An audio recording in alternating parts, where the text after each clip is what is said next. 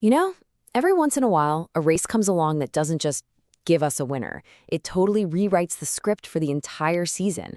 And that is exactly what happened at the Hungarian Grand Prix, a race that completely shook up the championship with one of the closest finishes you can imagine.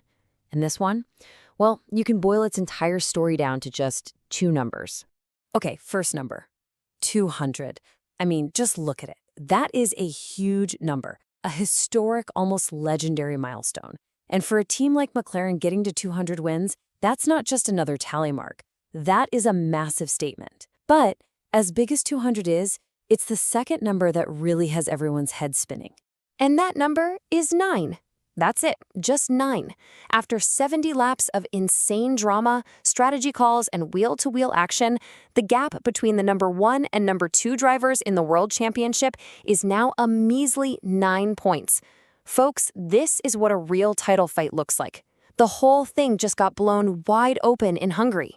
So how on earth did we get here? Well, McLaren didn't just sneak a win.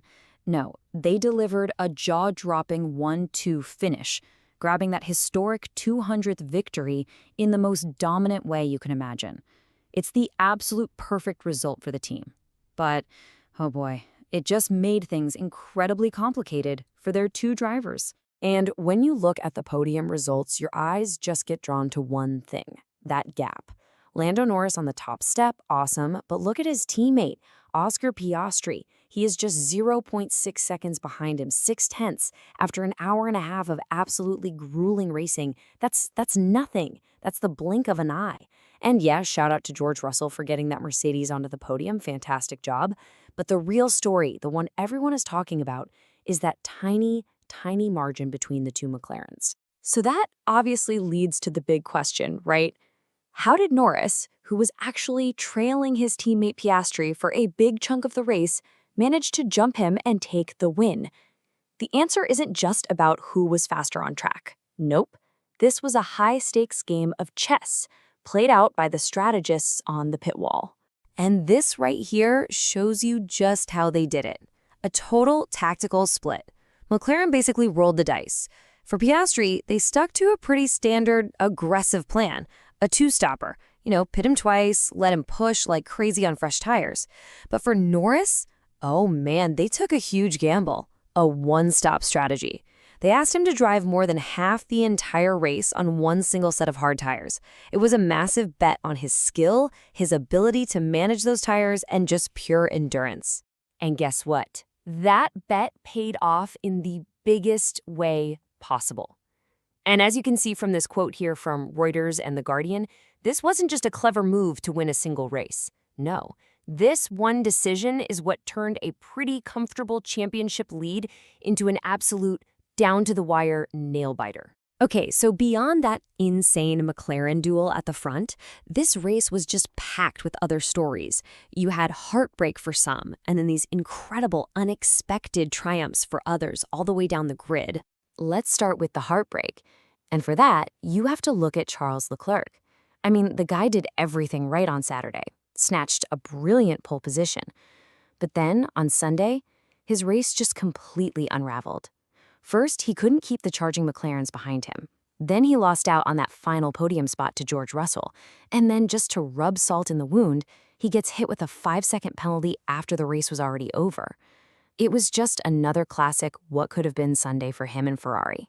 But, okay, on the flip side, you have the surprise heroes of the day. Aston Martin? They had their best weekend of the entire season. What a turnaround for them.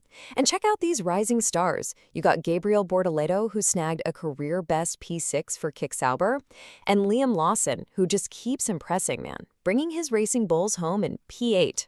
Ahead of Max Verstappen's Red Bull, by the way. These are the kinds of drives that just remind you how much insane talent there is all through the grid. And just to kind of round out the picture here, it was a weekend to forget for another one of the sports giants. Lewis Hamilton. He was just stuck. Started 12th, finished 12th. It's a rough day at the office and just shows you how tough and unforgiving a track like the Hungaroring can be. All right, so with all of that action, all that drama on track, let's pull back for a second. what does this one Sunday in Hungary actually mean for the bigger picture, for the championship fight? Well, this is what it means. The championship fight has been completely blown wide open. Yeah, Oscar Piastri is still technically in the lead, but look at this chart. Lando Norris is breathing right down his neck. That 9-point gap, in Formula One, that is absolutely nothing. One bad race, one DNF, and it flips completely. What we have now is an incredibly intense battle for the World Championship happening inside the same team. It's going to be absolutely fascinating to watch this unfold. So, when you boil it all down, this race really left us with 4 key things to think about. First, and most obviously, the Drivers' Championship is now a super tense, in-house rivalry at McLaren. Second, strategy won this race. It proved that McLaren's tactical brain is a serious weapon. Third, you have to talk about Ferrari's frustration, another pole position that they just couldn't convert into a win. And finally, those rising stars like Bortoleto and Lawson, they're not just one-hit wonders. They're here to shake up the old guard. And all of that leaves us with one final, pretty provocative question to chew on. So McLaren's strategic flexibility won them this Grand Prix, right? But when a world championship is on the line, and the gap between your two drivers is this small, can clever team tactics really contain the raw, burning ambition of two guys who both desperately want to be world champion? Or are we about to see an all-out war break out within that team? Guess we'll have to wait and see. It's going to be a wild ride.